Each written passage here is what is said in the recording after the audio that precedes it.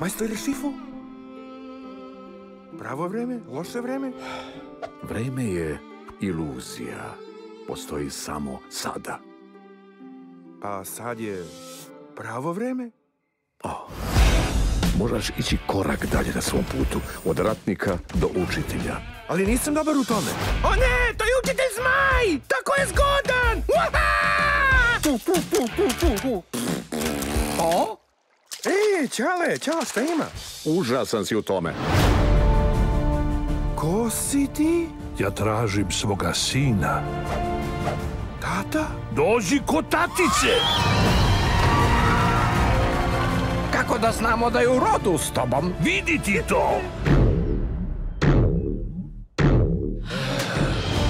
Pođi sa mnom, postoji tajno selo Panda u planinama. Dobrodošao kući, sine. Izgledaš baš kao ja, ali si beba. Ti si kao ja, ali stara.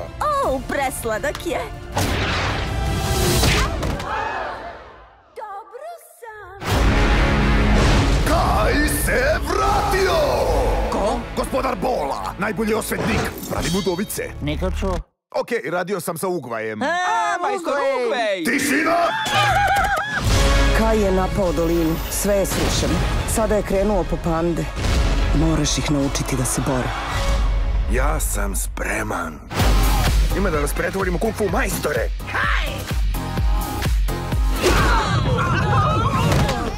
Niko nije rekao da će biti lako. Spremi se da se igraš s vatrom.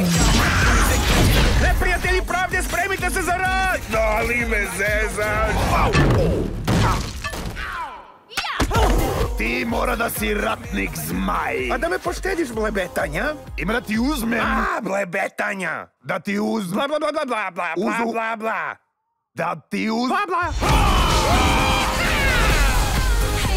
Moramo da se ubacimo. Majstor Šifo reče... Stvarno se plašiš? Čak i majstor Koka ide tamo, a on je Koka.